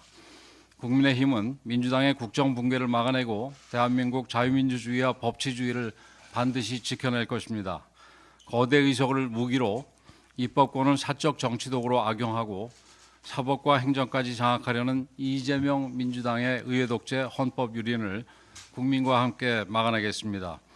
이재명 대표는 본인의 테러 주장 발언을 국민 앞에 석고대죄하고 최상목 권한대행과 헌재에 대한 협박을 즉각 중지하기 바랍니다. 민주당이 주도하는 좌파 사법 카르텔의 실체도 드러나고 있습니다. 민주당 당비가 이재명 대표 형사사건을 대리하는 변호사들에게 흘러간 정황이 확인되었습니다. 지난 총선 때는 대장동 변호사들에게 국회의원 배지를 달아주기 위해 소위 비명식 행사까지 밀어붙였는데 이재명 대표 본인 사건을 변호하는 변호사들에게 당원들이 한 푼 두 푼 모아낸 당비까지 쥐어주고 있는 것입니다. 이재명 대표가 민주당의 아버지라더니 당비까지 마음대로 갖다 쓰는 걸 보면 맞는 말 같습니다. 이뿐만이 아닙니다. 민주당이 국회 탄핵소추 대리인단에 참여한 변호사들과 집중적으로 용역계약을 체결한 사실이 드러났습니다. 좌파 사법 카르텔을 공고히 하기 위한 일감 몰아주기입니다. 뻔히 기각될 것을 알면서도 29번이나 탄핵을 추진한 이유도 이로써 분명히 확인되었습니다. 정치적으로는 국정을 마비시켜 대통령을 끌어내리고 경제적으로는 자기 편 변호사들과 이권 나눠먹기를 한 것입니다. 이 정도 되면 탄핵 주도 성장이라고 이름 붙일만 합니다. 국정 붕괴에 이권 챙기기에 이보다 더 창의적이기도 어려울 것입니다. 이제 더 이상 국민들께서 용납하시지 않을 것입니다. 좌파 사법 카르텔을 통한 민주당의 헌정 파괴와 국정 유린을 국민들께서 엄중하게 심판하실 것입니다. 국민의힘은 탄핵 정치의 악순환을 끊어내겠습니다. 국민과 함께 민주당의 법치 훼손을 끝까지 막아내겠습니다. 네, 국민의힘 권영세 비대위원장의 비대위 회의 모두 발언 듣고 왔습니다. 자, 이재명 대표의 최상목 대통령 권한대행에 대한 발언들에 대해서 강도 높은 비판을 이어갔는데요. 그리고 최 대행에 대한 탄핵 움직임은 마은혁 재판관을 심판에 넣어서 판을 바꿔보려는 속셈이라고 주장했습니다. 자, 그러면서 지연되는 건 이재명 대표의 재판이라고 비판했는데 잠시 뒤 10시에 이재명 대표도 삼성전자 이재용 회장을 만나서 청년 취업 관련 간담회를 엽니다. 여기에서 나오는 발언도 저희가 전해드리도록 하겠습니다. 자, 윤석열 대통령 탄핵 심판 선고가 또 한 주 넘어갈 것으로 보입니다. 오늘 오전엔 조지호 경찰청장 등 경찰 수뇌부의 첫 형사 재판이 열리는데요. 이고은 변호사와 관련 내용 짚어보겠습니다. 어서 오십시오. 안녕하세요. 네. 자, 윤 대통령의 탄핵 심판 선고일이 지금 언제가 될 것이냐 초미의 관심사가 됐습니다. 오늘이나 내일 선고는 사실상 어렵다고 봐야 할까요? 네, 그럴 것 같습니다. 사실 이번 주 금요일이 굉장히 유력한 선고기일로 또 많은 분들이 이야기하기도 하셨는데요. 근데 그간 현재에서는 선고기를 기준으로 한 2, 3일 전에는 선고기일 지정이 있었습니다. 그래야만 양 당사자가 이 부분에 대해서 사전에 준비도 할 수 있고요. 특히 윤석열 대통령의 선고기일에는 그 주변에 대한 경비가 굉장히 삼엄해질 것으로 보여집니다. 이러한 준비가 필요하다라는 점을 고려할 때 선고기일 한 2, 3일 전쯤에는 고지가 되어야 할 것인데 오늘이 벌써 목요일입니다. 그럼에도 불구하고 아직 선고기일이 지정이 되지 않았기 때문에 아마 다음 주로 미뤄질 가능성이 커진 상황이다. 이렇게 이해해 볼 수 있을 것 같습니다. 예, 이 늑장 판결이다라는 지금 비판론도 나오고 있는 상황인데 그런데 왜 이렇게 늦어지느냐 여러 가지 추측이 난무하고 있습니다. 그중에 하나가 이재명 대표의 2심 선고 결과를 보고 발표하려는 것 아니냐라고 하는 추측도 나오는데 이게 고려 대상일까요? 사실 법적으로는 이재명 대표와 윤석열 대통령의 탄핵 심판은 전혀 다른 재판입니다. 심지어 그 재판의 대상자도 이재명 대표, 또 윤석열 대통령 굉장히 대상자가 다르고요. 또 이재명 대표 같은 경우에 형사재판 2심인 반면에 윤석열 대통령은 헌법재판이라는 측면에서 두 재판이 어떤 연관성을 가지고 그 기일을 조정할 가능성은 저는 높지 않다라고 개인적으로 생각을 하고 있습니다. 저는 그것보다는 이렇게 이 선고가 늦어지는 것은 정말 헌재 재판관들의 의견이 잘 모아지고 있지 않기 때문에 그 결론을 어떤 것으로 주문을 낼지에 대한 이 협의가, 그러니까 평의가 아직까지는 의견이 분분한 상태이기 때문에 선고기일이 늦어진다라고 생각을 하고요. 그렇게 판단을 한 근거는 최재감사원장이나 검사 3위에 대한 탄핵 심판은 만장일치의 결론을 내놓았습니다. 만장일치의 결론을 내놓은 것은 윤 대통령보다 변론 종결이 더 뒤에 이어진 것에 대해서도 헌재는 결론이 어느 정도 마무리가 됐을 때는 때는 빨리빨리 결국 선고를 하고 있는 것으로 보여지거든요. 이러한 부분을 고려할 때 어떤 정치적인 의도를 가지고 선고기일을 늦추거나 혹은 윤석열 대통령이 아닌 제3자의 어떤 재판 결과를 보고자 함이 아니라 윤석열 대통령에 대한 이 탄핵 심판의 결론과 그 결론까지 이어지는 그 논거를 정리하는 데에 재판관들의 의견이 하나로 좀 모아지는데 여러 가지 어려움이 있는 것이 아닌가. 아직까지는 그 결론을 정하기에 좀 어떻게 생각하면 평의 과정이 성숙에 이르지 못했던 것은 아닌가라는 생각이 듭니다. 예. 그리고 한덕수 국무총리 탄핵 사건과도 연관이 있는 것 아니냐는 추측도 나옵니다. 그러니까 한덕수 총리 탄핵 선고가 늦어지는 이유도 윤 대통령의 결론을 예고하는 어떤 의미처럼 해석될 수 있기 때문에 이것도 고려하다 보니까 대통령 사건까지도 함께 미뤄지고 있다. 이런 얘기거든요. 어떻게 보십니까? 네, 아마 그런 일각의 의견도 있는데요. 그렇게 이제 주장하는 의견의 아마 근거에는 이 한덕수 총리의 이 탄핵 소추의 사유 중에 한 가지가 윤석열 대통령과 겹치는 부분이 있습니다. 12월 3일에 있었던 비상계엄 선포에 한덕수 총리가 공모했거나 아니면 뭐 묵인이나 방조 정도는 한 것이 아니냐라는 것이 탄핵 소추 사유 중에 하나거든요. 그러면 이 헌재에서는 이 한덕수 총리에 대한 탄핵 심판의 이 결정문을 작성할 때 이 12월 3일에 한덕수 총리가 과연 묵인 방조 내지는 함께했느냐 이 부분에 대한 판단을 내려야 됩니다. 그리고 이렇게 판단을 하려면 그 12월 3일에 있었던 이 비상계엄 자체가 위법 위헌했는지 이런 것들에 대한 판단도 들어갈 가능성이 있거든요. 그렇다라고 한다면 윤석열 대통령과 일부 쟁점이 겹칠 수 있기 때문에 결과적으로 한덕수 총리에 대한 선고도 좀 늦어지고 있는 것이 아니라는 일각의 의견이 있는데요. 그런데 한덕수 총리에 대한 탄핵 소추 사유는 사실은 12월 3일에 있는 비상계엄 선포를 한 사람은 한덕수 총리가 아닙니다. 그리고 한 총리 같은 경우에는 윤석열 대통령의 이 탄핵 심판의 증인으로 출석했을 때도 분명히 국무회의 과정에서 한 총리는 이 비상계엄 선포에 대해서 반대를 했다라고 이야기했고요. 다른 국무위원들도 모두 만류를 하고 반대를 하는 상황이었다라고 분명히 이야기했습니다. 그렇다라고 한다면 사실은 이 비상계엄 자체가 위법 위헌인 것을 떠나서 반대를 하고 만류를 했다라고 하면 묵인 내지 방조가 되기는 어렵거든요. 그래서 이런 부분들로도 충분히 또 한 총리에 대한 어떤 선고 결과를 낼 수 있기 때문에 반드시 이 두 가지가 직결된다라고 보기는 조금 어려울 것 같습니다. 저는 그보다는 한 총리에 대해서는 또 굉장히 중요한 쟁점이 하나가 있습니다. 한 총리에 대한 탄핵 소추안을 의결할 때 의결 정족수 관련해가지고 이견이 좀 갈렸거든요. 일반 정족수, 즉 제적위원회 과반수를 지금 통과한 과반수를 조금 넘긴 숫자로 이 한 총리에 대해서 탄핵 소추안을 의결을 했는데 이것이 대통령 권한 대행이기 때문에 대통령 탄핵 소추에 필요한 이 정족수를 채워야 되는 것이 아니냐, 절차적 위법성이 있는 것이 아니냐라는 논란도 있었거든요. 이런 부분에 대해서 헌재가 판단을 해야 되기 때문에 그러한 쟁점도 또 판단하기가 조금 까다로운 부분이 있을 수 있습니다. 그래서 이런 것들 때문에 이 한 총리에 대한 이 탄핵 심판의 결론이 나오는데도 시간이 다소 소요되는 것이 아닌가라는 생각이 듭니다. 자, 그런가 하면 여권에선 기각 말고 각하하라는 목소리도 요즘 갈수록 커지고 있습니다. 그렇다면 여권이 주장하고 있는 각하는 이게 재판관이 몇 대 몇으로 갈렸을 때 결정이 되는 건가요? 물론 재판관들이 전원 각하를 했을 때 각하 주문이 나오고요. 지금 헌재가 일부 보도 내용에 따르면 예를 들어 재판관 4인이 인용 결정을 내리고 4인이 각하했을 때도 주문이 각하로 결정된다라는 이제 보도들이 나오고 있습니다. 즉 이제 4인 이상이 이제 각하라는 결정을 내리게 되면 이제 각하로서 결론이 내려지는 건데요. 현재 사실은 각하에 대한 이제 여러 가지의 주장들이 나오고 있긴 하지만 제가 우려하는 바는 5대3의 결론이 나왔을 때입니다.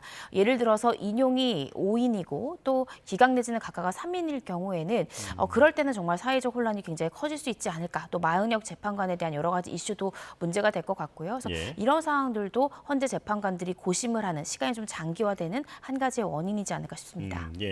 자, 지금 들어온 속보가 있어서 먼저 전해드리겠습니다. 검찰이 오세훈 서울시장의 사무실과 자택 등에 대해서 압수수색에 들어갔다라는 소식이 들어왔는데요. 검찰이 오세훈 서울시장의 여론조사 대납 의혹과 관련해 강제 수사에 착수했습니다. 서울중앙지검 명태균 의혹 전담 수사팀은 오늘 오전부터 오세훈 서울시장의 주거지와 서울시청 사무실 등에 검사와 수사관들을 보내 압수수색에 나선 상황입니다. 자, 다시 한번 전해드리겠습니다. 검찰이 오세훈 서울시장의 사무실과 자택 등에 압수수색에 나섰습니다. 자, 여론조사 관련된 그 의혹을 수사하는 과정에서 지금 강제 수사에 나선 상황인데요. 주거지와 서울시청 사무실 등의 검사와 수사관들을 보내 압수수색 중이라고 합니다. 저희가 자세한 소식은 이어지는 뉴스에서 전해드리겠습니다. 네, 이고은 변호사와 이야기 조금 더 이어가겠습니다. 자, 이번엔 김성훈 경호차장에 대한 얘기를 좀 해볼게요. 네. 자, 윤 대통령 체포를 방해한 혐의로 김성훈 경호차장 그리고 이광호 경호본부장에 대한 영장 실질 심사가 내일 오전에 열린다고 합니다. 자, 이게 경찰 입장에서는 4번에 걸친 시도 끝에 결국엔 영장이 청구된 거잖아요. 네. 구속 가능성은 어떻게 보십니까? 일단은 법원에서도 굉장히 고심이 있을 것 같습니다. 영장을 발부해야 하는 사유도 있어 보이고요. 또 기각할 수 있는 사유도 있어 보이기 때문인데요. 일단은 구속 사유로 지금 가장 중요하게 거론되는 것이 바로 비아폰 기록에 대해서 삭제를 지시했다라는 정황이죠. 예. 증거인멸의 우려가 높다라고 볼 수 있습니다. 특히나 김성훈 차장과 지금 이광호 본부장은 현재 대통령이 석방됨으로써 이 대통령실에서 지금 경호를 하고 있거든요. 지금 관저에서 경호를 하고 있는데 경호를 하고 있다라고 하면 어쩌면 그 김성훈, 이광호 본부장의 이 사건과 관련된 이 하부 직원들의 이 진술을 교란시키거나 또 진술 부분에 대해서 인적 증거를 조금 소멸시키려고 하는 시도가 가능할 수 있습니다. 예. 즉 지금 현재 우리는 대통령을 경호할 필요가 있다. 따라서 지금 당장 구속되면 안 된다라는 주장을 이 피의자들은 할 수 있지만 오히려 수사기관에서는 그렇기 때문에 직원들의 그 진술을 회유할 가능성이 높다라고 팽팽하게 맞설 가능성이 굉장히 크고요. 예. 이 비아폰 삭제 지시 관련해서도 이 김성훈 차장이랄지 이광호 본부장이 부인하고 있는 상황이기 때문에 이런 부분들을 종합해서 고려해야 될 것 같습니다. 또 특히나 김성훈 차장, 이광호 본부장 경찰에 자진 출석해서 조사를 받았죠. 예. 이런 부분들을 통해서 불구속 상태에서 수사를 받아도 충분한 것이 아니냐라는 이 피의자 측의 주장이 나올 것 같고요. 근데 이 부분에 대해서는 자진 출석은 했지만 예를 들어 대부분의 진술을 혐의를 거부하는 진술만 했다면 실질적으로 조서로서 이끌어낼 수 있는 증거적 가치는 없습니다. 예. 그래서 경찰은 이러한 부분도 구속이 필요한 사유로 또 강조하지 않을까라는 생각이 듭니다. 예. 자, 경찰이 4번이나 이 김성훈 경호차장과 이광호 경호본부장에 대한 지금 구속을 시도했던 이유, 바로 비화폰 서버 때문이라고 볼 수 있겠는데요. 계엄 당시의 상황을 재구성하는 어떤 블랙박스다라고 지금 평가를 받고 있습니다. 자, 만약에 이들이 구속되게 된다면 비화폰 서버는 곧바로 확보할 수 있는 겁니까? 그 부분에 대해서도 압수수색 영장이 필요하죠. 그런데 문제는 압수수색 영장은 충분히 나올 수 있습니다. 비화폰 서버에 대한 삭제를 지시했다라는 것이 혐의의 한 가지이기 때문에 예. 굉장히 중요한 증거죠. 그렇지만 문제는 영장이 발부된다 하더라도 집행에 응해야만 그 서버를 확보할 수 있다는 점입니다. 지난 윤 대통령 체포영장 집행 때도 우리가 보았듯이 아마 비화폰 서버가 있는 곳은 경호처 내부일 가능성이 굉장히 커 보이는데요. 아마 이 대통령실에서는 이 해당 구역 같은 경우에는 군사상 기밀이나 업무상 기밀이 굉장히 중요하다는 이유로 아마 형사소송법 110조 1항을 들어서 그 집행을 거부할 가능성이 높습니다. 군사상 기밀을 요하는 곳에 대해서는 책임자의 승낙이 필요하다라는 규정 때문인데요. 그런데 그 해당 조항의 2항에 보시면 이 중대한 이익을 해치지 않는 한도 내에서는 승낙을 거부할 수 없다라는 규정이 있긴 합니다. 예. 따라서 이 부분에 대해서는 아마 영장을 또 집행하는 과정 중에서 수사기관과 또 대통령실의 대립이 좀 불가피한 상황이지 않을까 싶습니다. 예. 자, 그런가 하면 조지호 경찰청장 오늘 오전에 이제 재판이 시작된다고 합니다. 네. 지난달에 헌재에서 증인으로 나왔을 때는 형사 재판을 이유로 증언을 여러 가지를 거부를 했었거든요. 근데 이번에 검찰 조서 내용과 일치하는 입장을 밝힐지가 주목되는데 내용 좀 정리를 해주실까요? 네, 일단은 김목식 청장 또 조지호 경찰청장 같은 경우에는 받고 있는 혐의가 12월 3일 비상계엄 선포 당시에 경찰력을 동원해서 국회 외곽을 봉쇄한 혐의를 받고 있고요. 뿐만 아니라 이 주요 인사 체포 시도에 가담한 혐의를 받고 있습니다. 많은 분들 기억하시겠지만 윤석열 대통령 탄핵 심판 때 조지호 경찰청장 출석을 했었죠. 근데 증인으로서 이렇게 이야기했습니다. 경찰 검찰에서 작성한 조서 내가 읽고 열람한, 즉 증거력이 인정되는 서류는 맞다라고 이야기를 했거든요. 그 말인즉슨 내가 수사기관에서 했던 진술이 사실과 일치한다라는 것이고요. 그렇다라고 한다면 이번 이 형사재판에서도 검찰에서 조사받은 내용대로 진술할 가능성이 높지 않나 싶습니다. 그리고 탄핵심판 증인으로 출석했을 때도 조 청장은 분명히 윤석열 대통령으로부터 지시를 받았다라는 점에 대해서는 일관되게 진술을 했고요. 그렇지만 그 부분을 거부했다라는 부분은 수사기관의 진술과 동일하다라고 이야기를 했기 때문에 아마도 재판 과정에서 이런 부분들을 이야기를 하되 이 치안 유지를 위해서 경찰청장으로서 불가피한 정당한 공무 수행이었기 때문에 이 부분을 두고 어떤 혐의가 성립하진 않는다라는 이 부인 주장을 할 것으로 예상이 됩니다. 예, 오늘 재판에서 직접 의견을 또 밝힐 수 있는 기회가 주어질 수도 있다라고 하는 보도도 있었는데요. 잘 지켜봐야겠습니다. 이고은 변호사와 함께했습니다. 고맙습니다.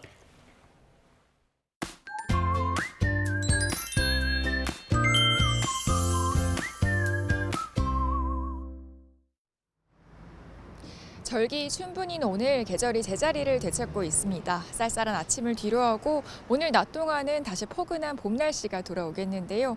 특히 한낮에는 전국 기온이 15도 안팎까지 크게 오르는 만큼 오늘 나오실 때는 얇은 겉옷을 여러 벌 껴입어서 체온 조절해 주시면 좋겠고요.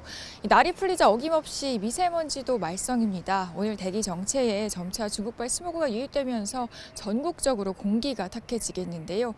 외출하신다면 보건용 마스크도 챙겨주셔야겠습니다.